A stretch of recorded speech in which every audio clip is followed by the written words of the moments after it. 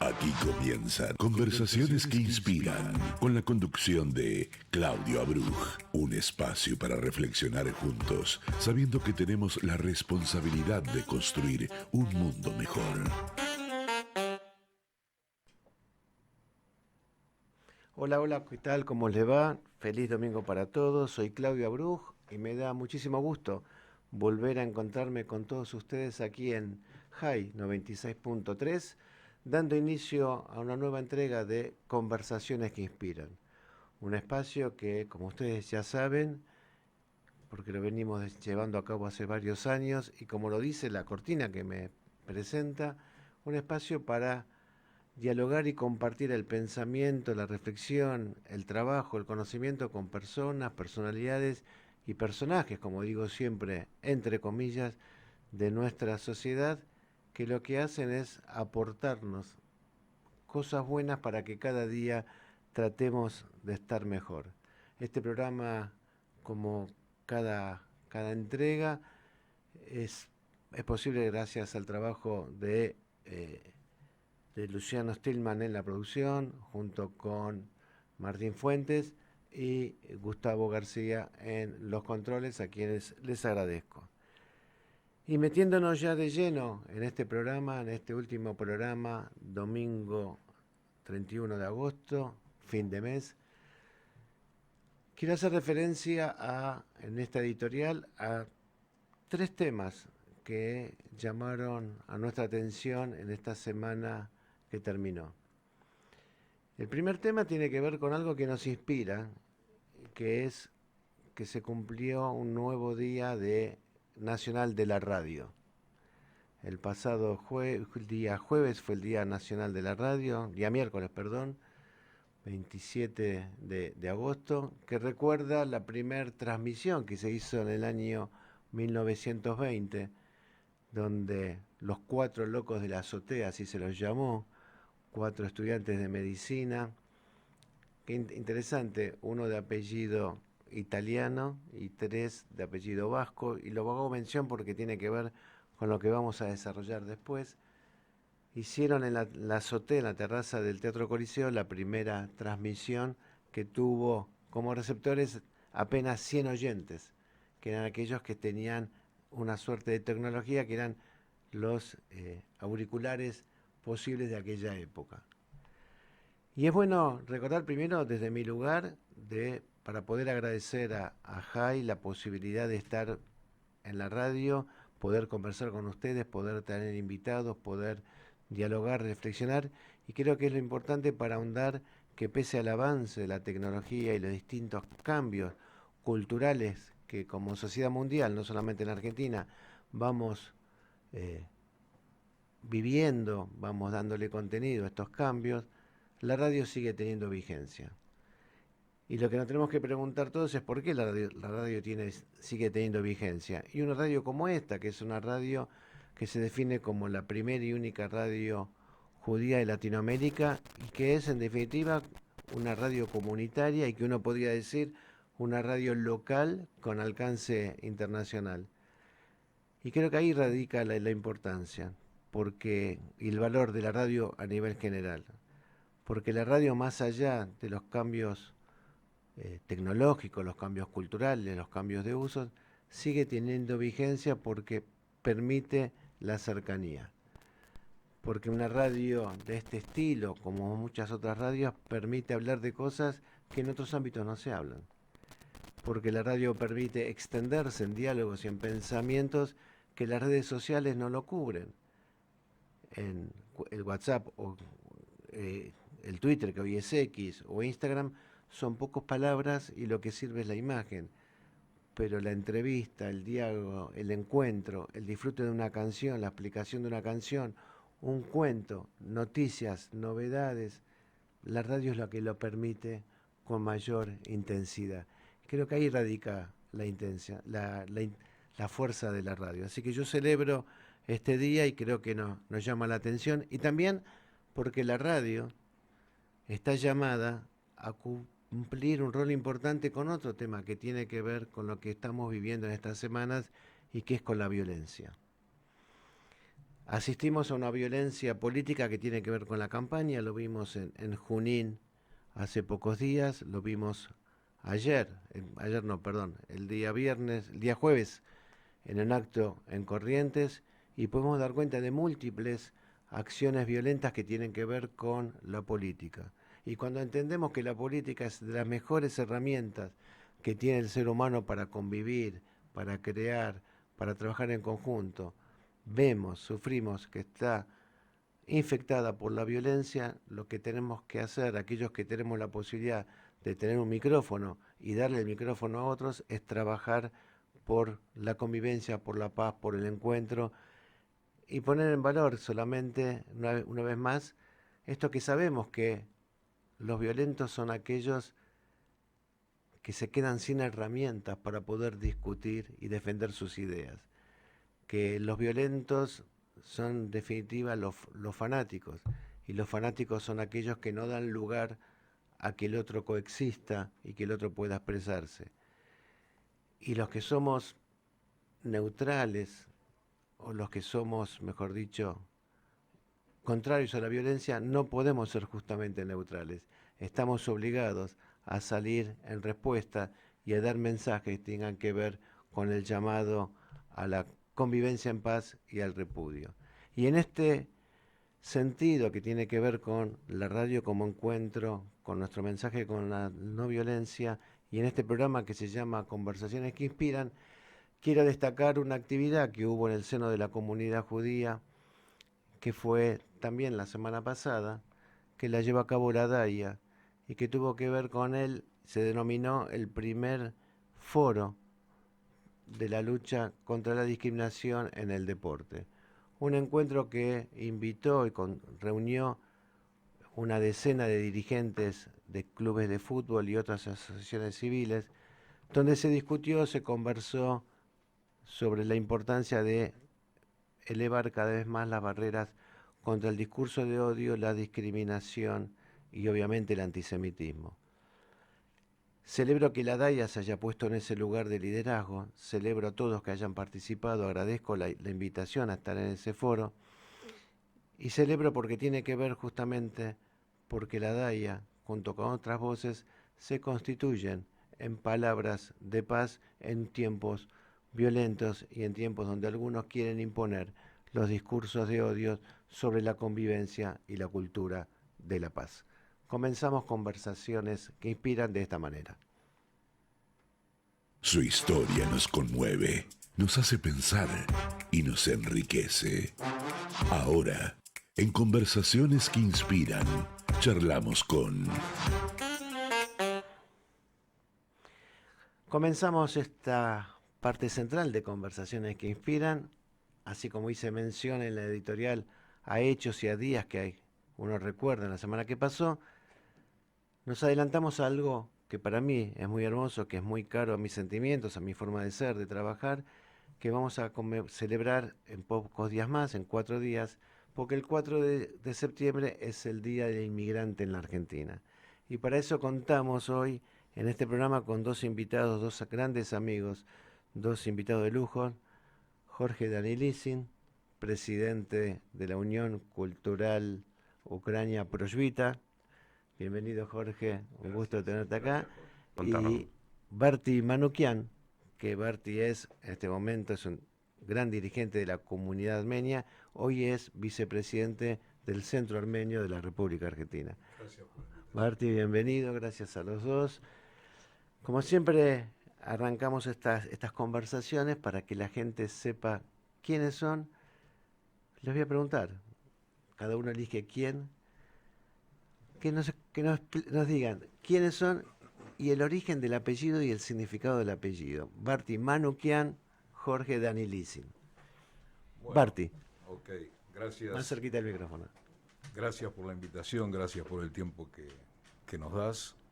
Y realmente te sigo permanentemente y coincido absolutamente en todos tus ideas y tus principios, fundamentalmente con este editorial que hiciste, que está muy bien, que viene muy al lugar. Yo soy Carlos Barty Manukian, tengo 71 años, y unos cuantos años de dirigente comunitario. Después, al final del programa, vas a dar la fórmula cómo se llega también a los 71. Pura casualidad. Y el origen, mi apellido es de origen armenio.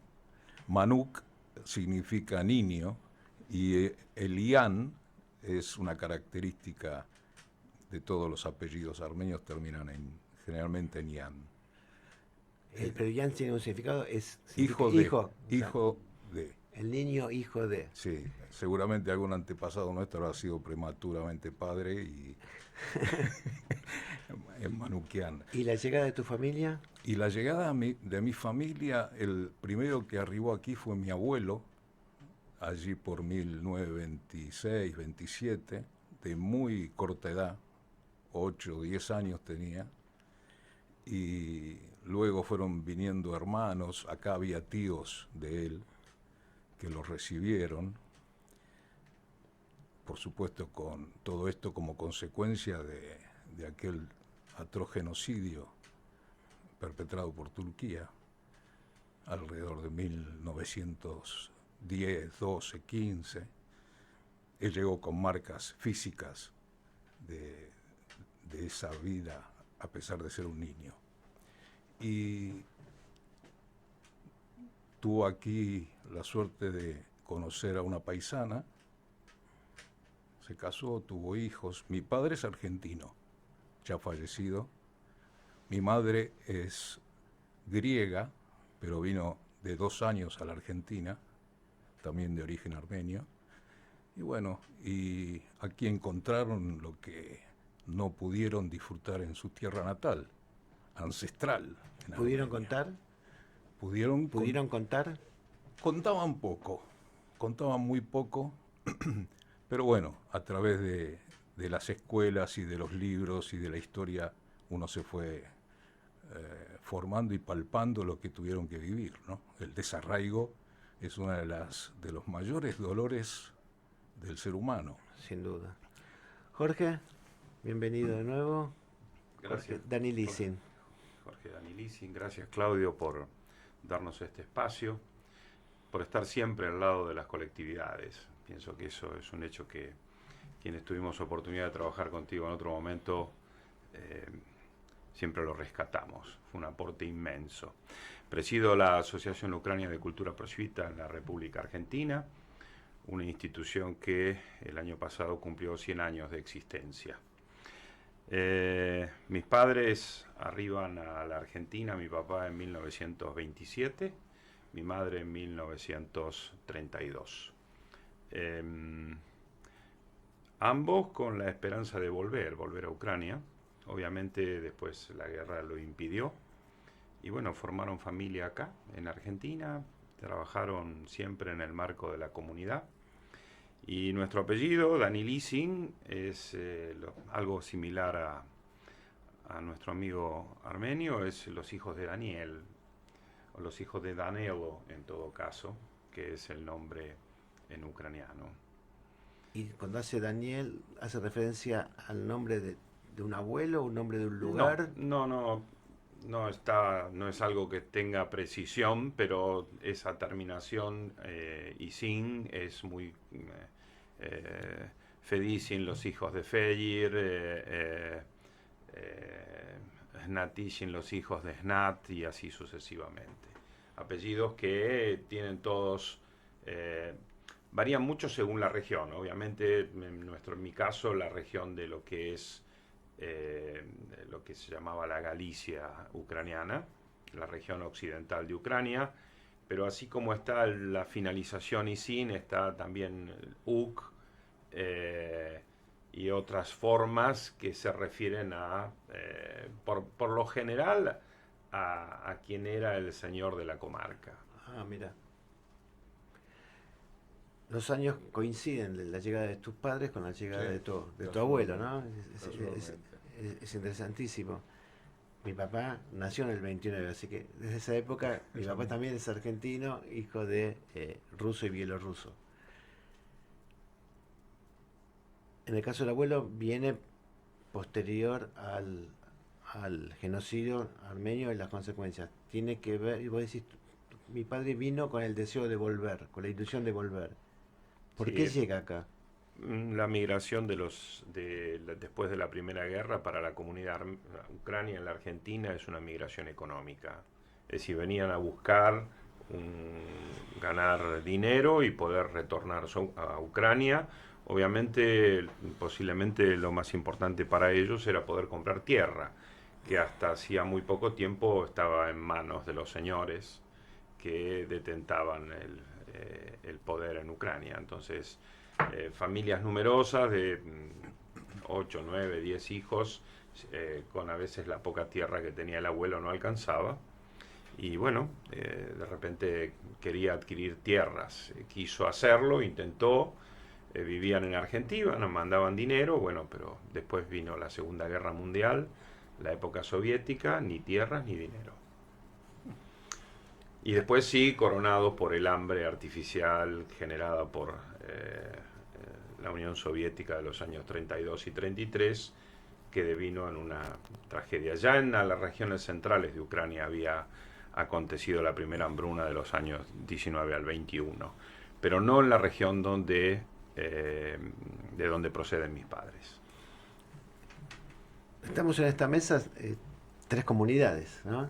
Armenia, ucraniana, judía, y los tres estamos también cruzados por historias trágicas en común en nuestro devenir histórico. Genocidio armenio primero en la historia de la modernidad, el holocausto, la Shoah, y los ucranianos, para los que muchos no saben, lo que se llama el Holodomor, la hambruna desatada, desarrollada, llevada a cabo por órdenes de Stalin en los años 30. Correcto. Pero hoy tenemos tres comunidades que son, aquí en la Argentina, con toda su historia, que han marcado camino, que han sabido ejercer la resiliencia. Entonces la pregunta es en dos partes. ¿En qué se sostiene esa resiliencia en la cultura de ambas comunidades? ¿Y cómo fue ese desarrollo de estas comunidades aquí en la Argentina? Bueno,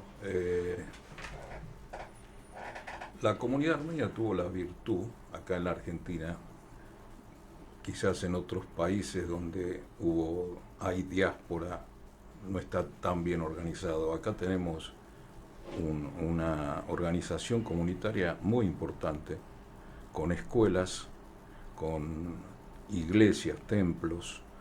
La primera institución de la comunidad armenia, la comunidad judía, la primera institución fue el cementerio. Los primeros que llegaron fueron, que se llamó una organización, la Hebra Kadisha, la Santa Hermandad se puede traducir, Sí. que tenía por finalidad cumplir con el ritual judío del entierro judío de quienes habían fallecido. Esa fue la primera institución judía, que hoy es la AMIA.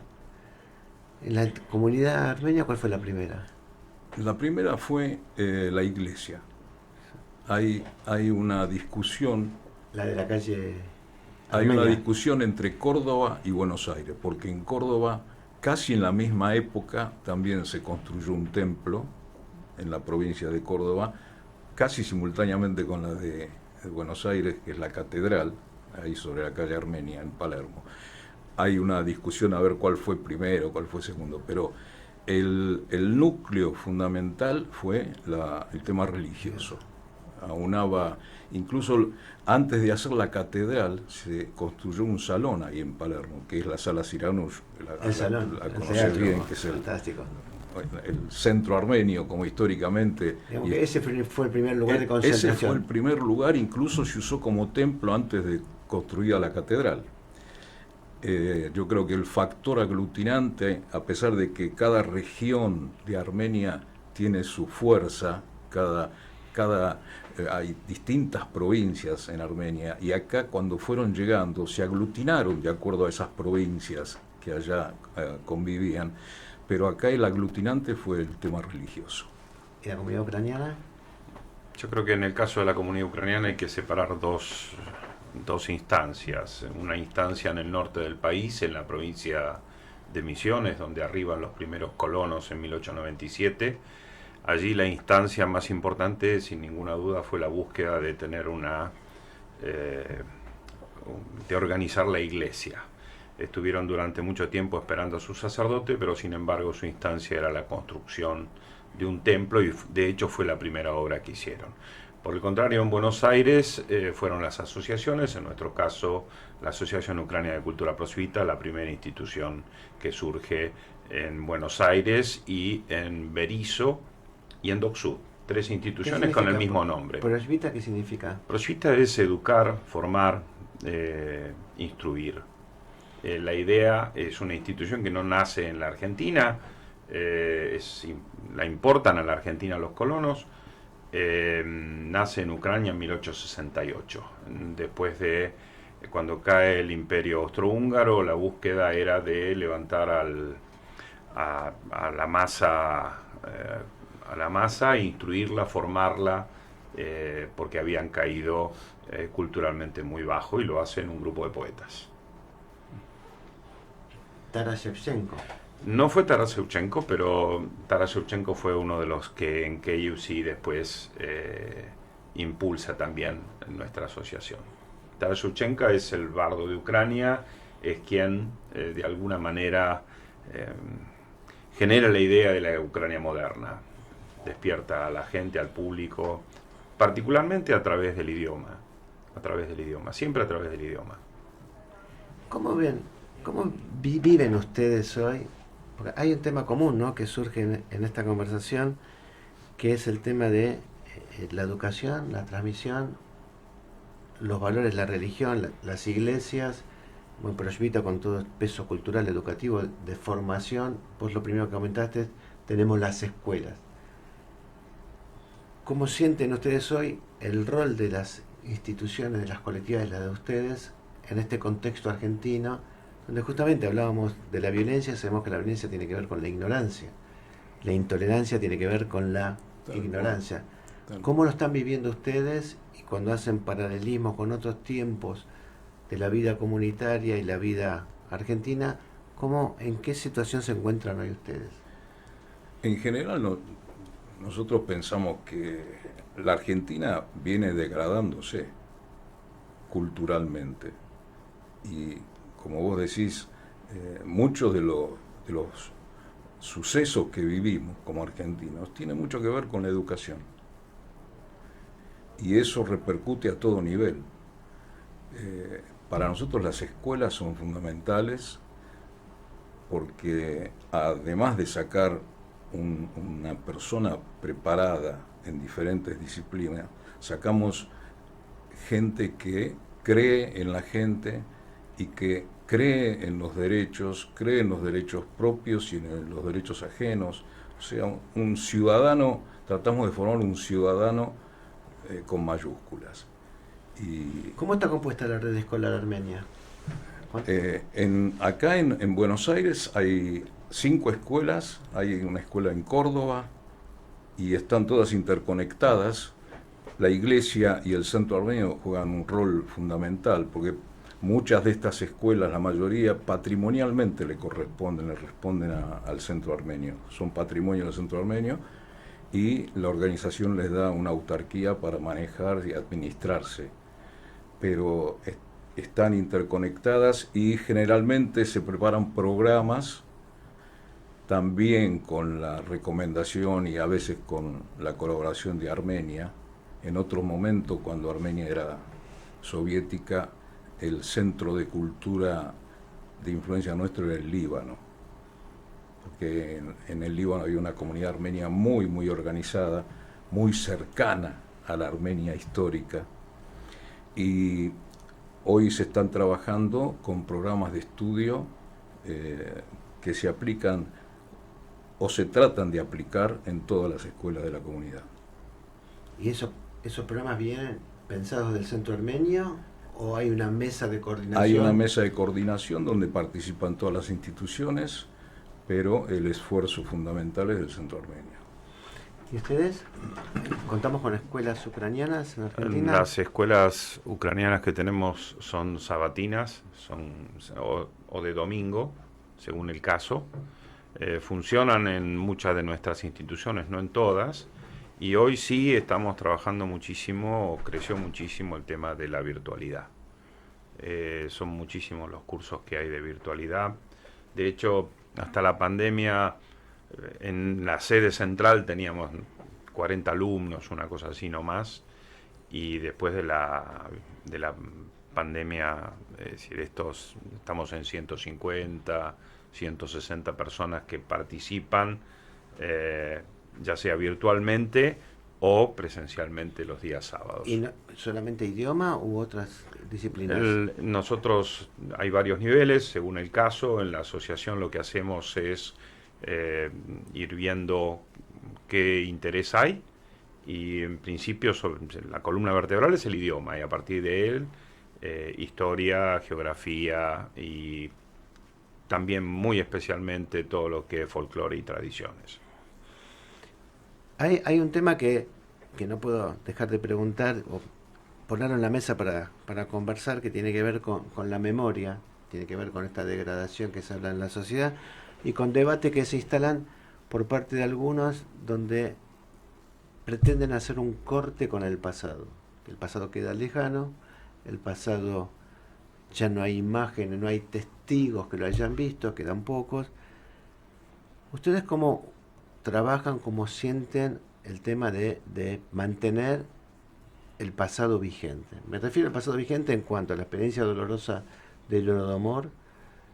La independencia de Ucrania es nueva, la de Armenia también es nueva, pero están cruzados por el Holodomor, como dijimos antes, el genocidio armenio, que de paso me siento bien que el primer ministro israelí, después de por primera vez primer ministro Netanyahu, reconozca públicamente qué fue el genocidio armenio y lo reconozca y lo ponga en su voz. Falta una ley israelí que lo reconozca, pero yo aliento que eso va a suceder, me parece que sea bueno.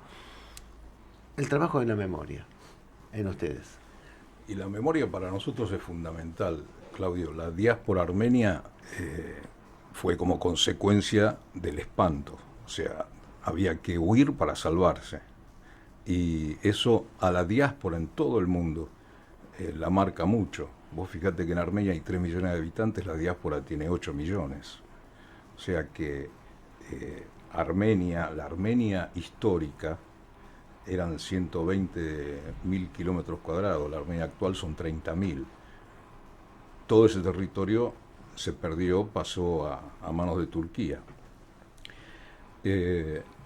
Sostener la historia y mantenerla es fundamental, pero con una visión de futuro. O sea, hay que tomar la historia como ejemplo, hay que tratar de no olvidarla, porque si la olvidas se repiten las cosas, desgraciadamente. Pero hay que programar hacia adelante. Hay un debate interno con respecto a las nuevas generaciones, Sí, y su cercanía o lejanía con estas temáticas. Sí, incluso hay posturas diferentes. En Armenia hoy, la República de Armenia, que tiene una necesidad de subsistir y es un estado absolutamente débil frente al medio que lo rodea, Turquía por un lado, Azerbaiyán por el otro. Y en esa región siempre fue, te escuchaba lo que vos decías, Oriente y Occidente. La guerra de Oriente y Occidente tiene 2000 años de historia y se mantiene hoy. Hoy la Armenia actual está siendo, es víctima de Rusia, esa confrontación, de la vieja Rusia, la Unión Soviética, los zares, y por el otro lado el Imperio Otomano, Turquía, que es la cabeza del viejo Imperio Otomano. Y Armenia está ahí, tironeada por todos lados, incluso internamente sucede esto. Hay gente que mira para un lado y hay gente que mira para el otro, pensando en que la salvación va a estar así. Y hoy se está viviendo esa realidad. ¿Y este acuerdo de paz con Azerbaiyán? Es ¿Cómo lo viven al interior de la comunidad armenia en Argentina? Y hay una dualidad. Algunos creen que se está cediendo demasiado frente a Turquía y Azerbaiyán. Yo pienso que no hay otro recurso, desgraciadamente, porque los 30, 35 años de independencia previa, cuando cae la Unión Soviética, fueron años desgraciadamente mal utilizados, mal utilizados. La dirigencia se equivocó muchísimo, se dedicó a sus intereses personales en lugar de pensar en la nación. Y hay otra visión que tratan de zafar de la histórica Unión Soviética, no quieren saber nada con Rusia y se acercan a Turquía y viceversa. Hay una comunidad muy fuerte en Rusia, una comunidad armenia muy fuerte de 2 millones de personas, y bueno, es ese tironeo entre Oriente y Occidente, pero el gobierno está muy firme en tratar de establecer lazos igualitarios con todos, con Turquía, con Azerbaiyán. Las condiciones de la paz, ¿no? La paz es el camino. Y con Rusia. Y creemos que si se maneja con inteligencia puede ser que sea de alguna manera un camino de paz. Como decía Gandhi, ¿no? La paz es el camino, ¿no? Sí. Ojalá. Jorge. En nuestro caso, a un costo muy elevado, el problema cultural ucranio está aflorando en forma permanente. Es decir, no solamente es para nosotros ya los argentinos de descendencia ucraniana un legado, sino que también en Ucrania misma hay un reverdecer de todo lo que eran las costumbres, las tradiciones, el idioma, la depuración del idioma, dejar atrás un pasado donde nos querían imponer una cultura, donde prohibían el idioma, donde prohibían la enseñanza, donde no se editaban libros en idioma ucraniano y todo tenía que pasar al ruso. Es decir, la rusificación, el proceso de rusificación fue de muchos años y deja una impronta en nuestra sociedad en Ucrania muy especial. Sin embargo, hoy la joven generación, cuando uno ve en las redes sociales cómo vuelve a renacer entre la juventud el estudio del idioma, la publicación de libros, la publicación de materiales, para nosotros es un incentivo enorme. Es un incentivo enorme y nos lleva a conocer un montón de facetas que en una de esas desconocíamos, porque venimos de familias donde los padres muchas veces preferían callar, porque hablar del pasado era hablar de muertes, hablar de represión, hablar de campos de concentración, hablar de una historia que posiblemente ellos de alguna manera querían olvidar. La relación con nuestros ancestros, con nuestros abuelos, por ejemplo, en mi caso, era la tarjeta de salutación para las Navidades y las Pascuas. Es decir, eso era todo. No se hablaba de lo que le pasó a los 7 hermanos de mi padre, y en alguna carta entre hermanos era que el otro hermano había muerto de la misma enfermedad que el mayor y lo habían matado. Entonces todo era silencio, todo era silencio. Muchas cosas nos enteramos de las generaciones posteriores, de aquellos que vinieron después de la Segunda Guerra, de los libros, de encontrar escritas cosas de nuestros padres en un libro y que a nosotros de alguna manera no todos nos habían contado. Sí nos inculcaban el amor y por todo lo que era ucraniano, por todas las tradiciones, por el idioma, la enseñanza del idioma particularmente, pero no de la historia y del pasado. El pasado era algo que quedaba en ellos. Ellos veían siempre un futuro mejor, siempre creían que Ucrania iba a salir adelante. De alguna manera estamos saliendo adelante a un costo elevadísimo, pero estamos saliendo adelante. La guerra ya lleva 4 años, 12 años, ¿no? Desde el primer momento, pero digamos, este último capítulo ya lleva 4 años y no se vislumbra todavía un final. Los últimos hechos atroces en el pleno centro de Kiev muestran que el camino de construcción de una paz va a ser muy largo, muy arduo. Pero te escuchaba hablabas de este reverdecer de la cultura, de la identidad, de la historia.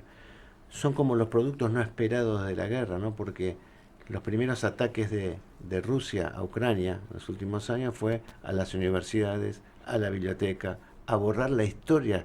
Una vez más a borrar la historia.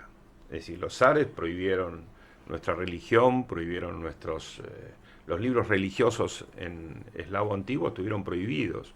Los libros en ucraniano estaban prohibidos. No había libros para las universidades en idioma ucraniano. No estaba permitido de ninguna manera. Los estudios ucranianos sobre Ucrania y sus tradiciones no existían. Existían solamente en algunos pocos que se resistían y que en muchos casos, si la resistencia era muy intensa, terminaban en los campos de concentración. No nos olvidemos que hay todo un periodo, el periodo soviético lamentablemente nunca fue analizado y nunca fue juzgado. Y es una de las ideologías que mayor cantidad de muertos trajo en la historia. Hacemos una tanda, los invito a que se queden un rato más aquí en Conversaciones que Inspiran. Gracias. Seguimos conversando con Jorge Danelisin, Berti Manoukian, comunidad ucraniana, comunidad armenia en la Argentina, en esta semana que empieza el Día del Inmigrante. Estás escuchando Conversaciones que Inspiran, con la conducción de Claudio Abruj, por FM High 96.3. Transmite LRL 331 para su canal de frecuencia 242. Radio High 96.3, la radio judía de Latinoamérica. Ante la llegada del frío, es importante protegerse de la gripe. Si estás embarazada, vacunate. Si tu hijo tiene entre 6 y 24 meses, vacunalo. Si tenés 65 años o más, vacunate. Saca turno en buenosaires.gov.ar/gripe. Buenos Aires Ciudad.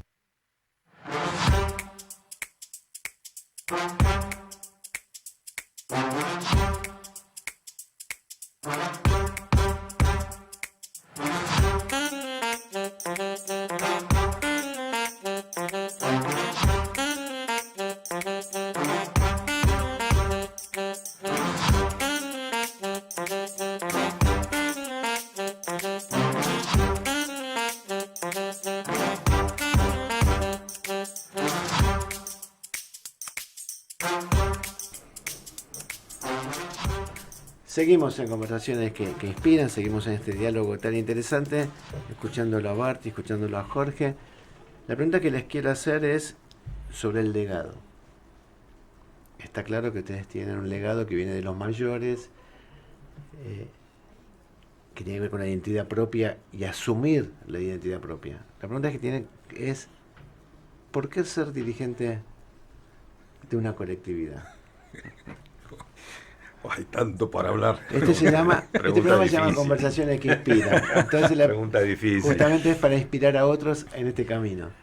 Para ser dirigente de la comunidad, yo me imagino que debe pasar en todas las comunidades algo parecido, pero principalmente tenés que tener una vocación y un aguante a toda prueba. Pero vamos a la vocación. Y la vocación, te sentís con una carga familiar, con una responsabilidad, y no querés fallar, no querés dejar de cumplir con ese legado. No fue intención de mis padres, por ejemplo, que yo me convierta en un dirigente comunitario. ¿Ellos sí fueron activos en la comunidad en su momento o no? Sí, mi padre fue muy activo en la comunidad también, desde joven, y yo viví su vida como dirigente. Y seguí ese mandato, cosa que no está pasando con mis hijos. Un poco porque ser dirigente es muy difícil y por ahí no quiero que mis hijos pasen por las mismas dificultades que pasamos cualquiera de los dirigentes, pero sí que continúen con el legado, que sigan formando parte de la comunidad, que sigan con sus creencias, con sus costumbres, por eso tiene un valor fundamental y te hace sentir bien. Nosotros somos muy argentinos, mi padre es argentino, mis hijos son argentinos, pero ese toque romántico del pasado y de la historia de la familia le da un valor especial. Yo siempre digo que uno es de donde es, y las raíces vienen de lejos y uno es de esas raíces. Bueno, es difícil. Es difícil. Ser dirigente es un tema complicado. Yo siempre quise trabajar en la comunidad, fue algo que de alguna manera heredé de mis padres, que eran miembros activos de la comunidad. Y bueno, trato de transmitírselo también a mis hijos, es decir, por lo menos la pertenencia comunitaria. Después el hecho de que si va a ser dirigente o no dirigente ya es una cosa que entran otros valores y otros factores. Hay que ver si quieren, hay que ver si tienen voluntad. Yo creo que las comunidades hoy han crecido lo suficiente como para que cada persona que se sienta heredera del legado tenga un rol para cumplir. No todos tienen que ser dirigentes, pero pueden ser participantes y participantes activos, porque una cosa es dirigir y otra es participar activamente. Hoy los medios, las redes sociales, las cosas que se pueden hacer, la información con la que contamos nos permiten desarrollar una multiplicidad de campos. Y sí decir que gracias a la comunidad y al hecho de poder relacionarme, hoy hago un montón de cosas que de otra manera serían impensadas. Entre ellas, estar en una radio para contarle a la gente que hacemos algo por los argentinos, porque todos somos argentinos y aportamos con los valores que nos dieron nuestros ancestros a la sociedad en la que vivimos inmersos. Sin duda, siempre hago hincapié que el programa se llama Conversaciones que Inspiran. Y todos sabemos que es difícil ser dirigente, que es difícil entregarse al servicio público, sea en entidad privada como una colectividad o en la política. Sabemos las dificultades, pero hay muchas satisfacciones. Hay muchas satisfacciones. Así hay. Y yo te puedo decir, yo me acuerdo cuando ustedes reinauguraron la Sala Siranush, el teatro, lo recuperaron, la emoción y la alegría de toda la comunidad y de la dirigencia que lo pudo llevar a cabo, porque le daba algo, le devolvía algo a la comunidad en valor y a la sociedad argentina. Ustedes están con una biblioteca fantástica que la están poniendo al servicio. De 40 alumnos pasaron a 160, 140. Son satisfacciones. Sí, sin duda. Entonces, por eso, normalmente en los programas le pido a cada uno de los, algún diálogo, un ping-pong, y le pregunto a los entrevistados que nos cuente la mejor anécdota. Emocionante, sensible, alegre. Entonces ahora los desafío, desde su vida como hombres de la comunidad, como dirigentes, celebrando este Día del Inmigrante, la mejor anécdota. Mirá, en el caso mío, como es cierto lo que decís, hay muchas satisfacciones, hay muchísimas satisfacciones.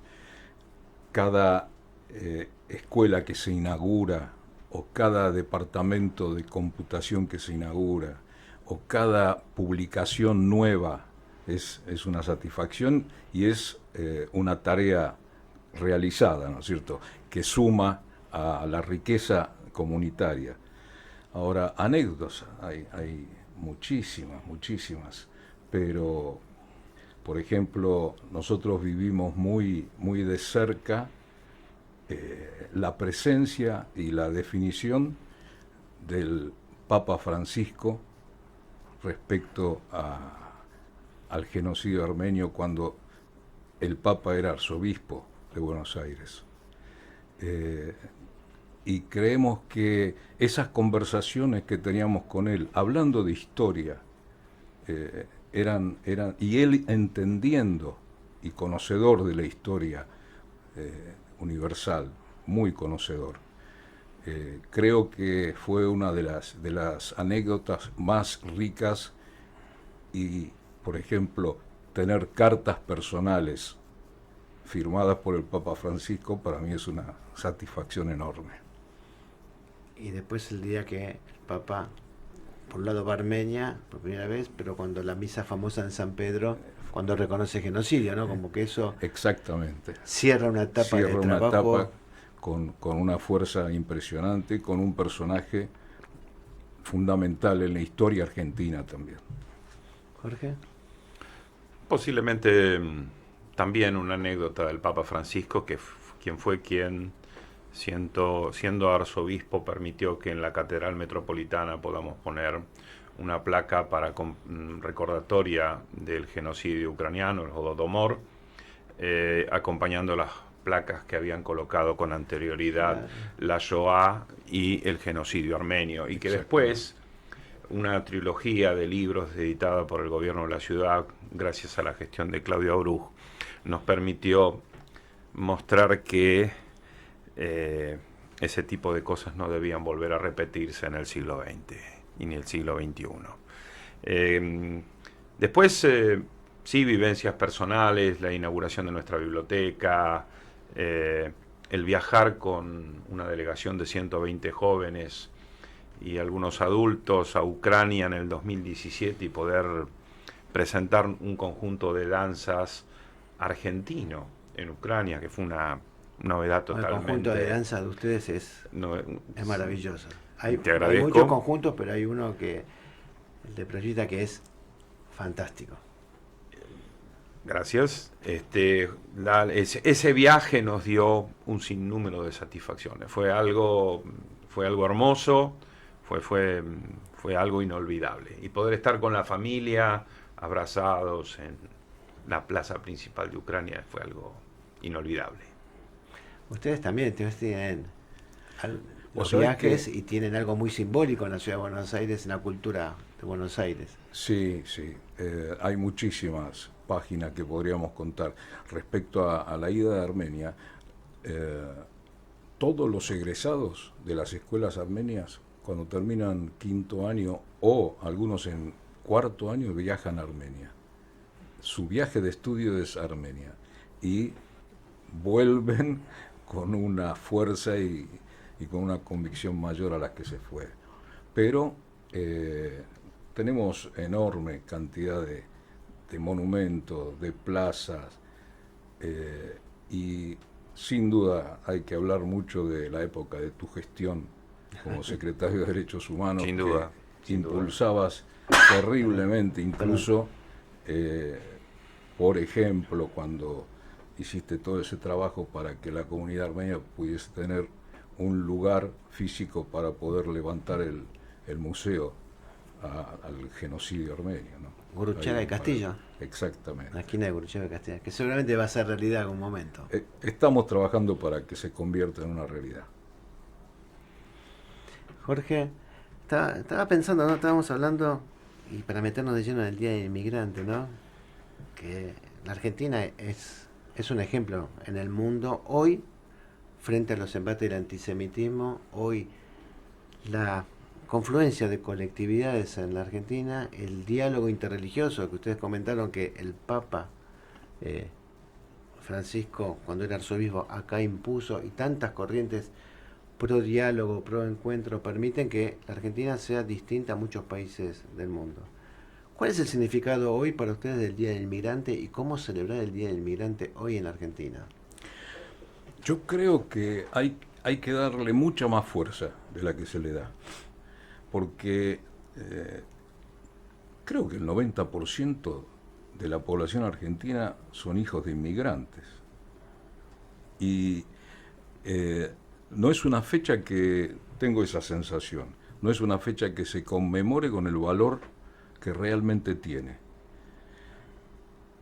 Todas las comunidades acá trabajan absolutamente en libertad. No hay gobierno que se haya metido ni con la religión, ni con las tradiciones, ni con las costumbres, ni con la educación. Nuestras escuelas, por ejemplo, están incorporadas al programa oficial de educación y tienen su parte de cultura armenia. Y no solo eso, cuando hubieron gobiernos que quisieron meterse en las comunidades, las mismas comunidades eran suficientemente fuertes para ponerles el freno. Exactamente. Hay muchísimos ejemplos en la historia. Por eso yo siempre reivindico la fortaleza de las comunidades para el tejido social.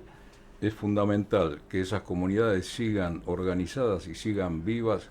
Es fundamental para sostener todas esas tradiciones y esos derechos en los derechos humanos. Creo que, como bien dice nuestro colega, debemos o deberían nuestros gobiernos reforzar el tema de los festejos del Día del Inmigrante. Me da la impresión que en los últimos tiempos eso no es exactamente así. Creo que ha decaído mucho, mucho más si comparamos la época de tu gestión como director de colectividades o a cargo de la Subsecretaría de Derechos Humanos. Sin embargo, creo que todas las colectividades tienen un elemento fundamental que trabajan para todas las instituciones, para todos los gobiernos y sobre la base del voluntariado. Y el aporte que hacen en cada evento que organizan es inmenso, Claro. a costo cero. Así que no hay explicación por la cual en este momento no se le esté dando la importancia que amerita una celebración de ese tipo. Con un esfuerzo institucional de cada comunidad enorme, Enorme, sí, sí. porque no hay mucho apoyo estatal, no hoy, no lo hubo durante mucho tiempo. Yo recuerdo realmente la época de Claudio, era una cosa absolutamente diferente, distinta, y no sé, o se dejó de dar importancia o se politizó demasiado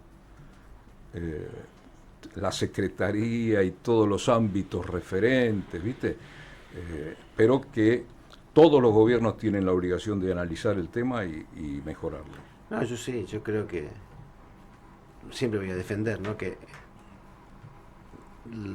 lo que las comunidades, las colectividades le ofrecen al país y a la sociedad es muy fuerte, porque dentro de las colectividades, cuando uno habla en forma genérica, uno dice colectividades, cuando uno se mete en profundidad, ¿qué encuentra? Una red enorme de escuelas, de clubes, de bibliotecas, de teatros, de centros culturales, de cementerios, de hospitales, hogares para ancianos, todo eso con el sello y la impronta de la colectividad. Y eso que aporta, además de darle valor a la sociedad, son señales de paz, de encuentro, de convivencia, porque no son cerradas para las colectividades, son abiertas a la Argentina. Entonces sí, creo que hay, por ahí no es repetir lo que ya se hizo, pero hay mucho para innovar y seguir hacia adelante. ¿Con qué proyectos los encuentran hoy las sus instituciones? ¿Con qué proyectos se pueden comentar de lo que están haciendo y lo que están proyectando? Nosotros seguimos muy comprometidos con la realidad de Armenia, habitando la Argentina y tratando de crear chicos y jóvenes con el mejor perfil, educados, preparados, instruidos para servir a la Argentina y para poder servir a Armenia indirectamente. Muchos programas para aplicar en las escuelas, tratando de modernizar todo lo que significa una red escolar importante con más de 3.000 alumnos, que no son exclusivamente de origen armenio, son escuelas abiertas a la comunidad, y es increíble cómo el argentino, que no tiene ninguna relación con la comunidad armenia, se enamora de todo lo que vive en esos ámbitos educacionales. No, y aparte, ¿por qué buscan? Porque hay un respeto y un reconocimiento, un recorrido y una seriedad. Sí, y fundamentalmente un ámbito seguro. Las escuelas de comunidad creo que son un ámbito seguro para los adolescentes. Jorge, ¿en qué momento te encuentras? Lo mismo, un poco prestándole mucha atención al tema educativo, y a través de nuestras escuelas sabatinas, a todo lo que hace a la cultura y a la difusión, a generar un cambio, una modernización de la institución que la requiere, porque estamos de alguna manera dejando de ser una asociación de inmigrantes para convertirse en una asociación de descendientes casi exclusivamente, y un rol que tenemos para cumplir que es más el de un centro cultural que de una asociación de inmigrantes. Ese proceso creo que requiere de mayor relación con Ucrania, sumándonos a las nuevas tecnologías, de poder relacionarnos, de poder estar más cerca del conocimiento del idioma, ya que la problemática de la asimilación es un tema que nos tiene muy preocupados, pero siempre con el trasfondo de la guerra, de difundir aquellos ideales de soberanía, independencia, libertad e integridad territorial que requiere Ucrania y todos los descendientes en toda la diáspora. Ese es hoy nuestro objetivo principal. Así como nosotros, los judíos, tenemos esta relación directa con Israel a través del Estado y las instituciones, está la DAIA, está el Congreso Judío Latinoamericano, está el Congreso Judío Mundial. Ustedes dos hablaron de esta relación muy cercana con Ucrania y con Armenia, obviamente. Además de las estructuras nacionales, ¿hay estructuras internacionales que ustedes están involucrados? Sí, totalmente. Cuando hablamos del Centro Armenio, que en rigor es la institución administrativa de la Iglesia Armenia, nuestro comando está allí en Armenia, en Echmiadzin. Nosotros, la sede de la Iglesia. La sede de la Iglesia Mundial está en Armenia, y todo lo que significa la vida comunitaria desde nuestra institución tiene conexión y relaciones con Armenia. El arzobispo de la Iglesia Apostólica Armenia lo designa el Papa armenio. ¿Y ustedes? En nuestro caso, nuestra central es el Congreso Mundial de los Ucranianos, con sede en Canadá. De hecho, soy vicepresidente regional para Latinoamérica, así que trabajamos en coordinación con las comunidades de Brasil, Paraguay y nuevas comunidades en Colombia, Perú, Panamá, Costa Rica, que ya conformadas por nuevos inmigrantes en pequeña cantidad, pero que necesitan también tener redes de contención, que les podamos transmitir conocimientos de organización, así que en eso estamos trabajando. El tiempo se nos acaba, así que les pido 10 segundos para que piensen en algo. Toda entrevista llega a su cierre. La pregunta final, en Conversaciones que Inspiran.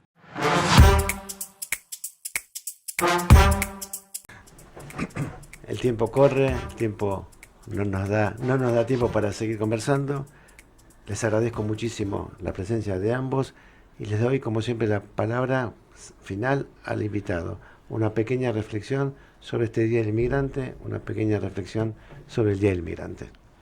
Ojalá que los gobiernos entiendan la importancia de las organizaciones comunitarias y agradecerle a la Argentina y a todas esas personalidades que nos gobernaron haber dado la posibilidad de que el inmigrante encuentre en la Argentina la tranquilidad y la paz que no tuvo en su tierra natal.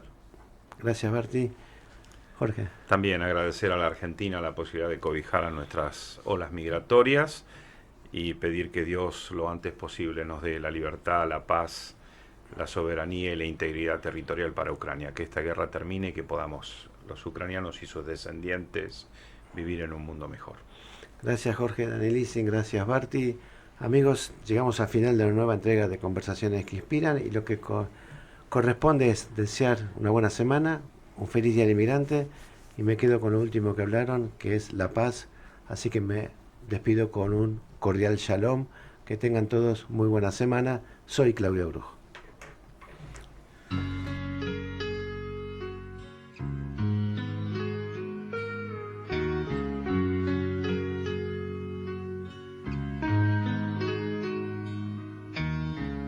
הגוזלים שלי עזבו את הקר, פרסו כנפיים ועפו,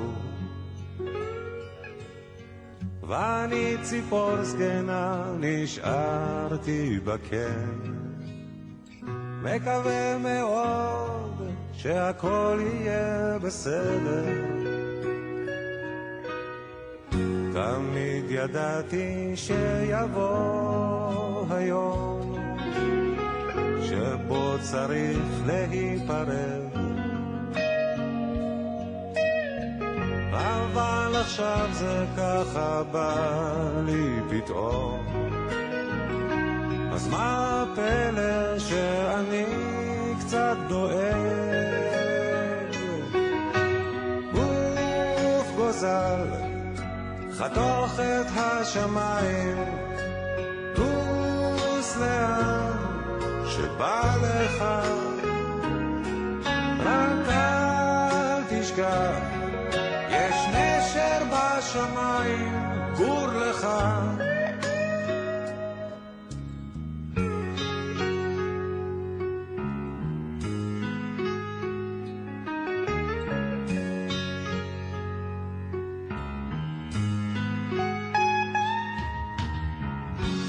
עכשיו נשארנו לבדנו בקן, אבל אנחנו ביחד.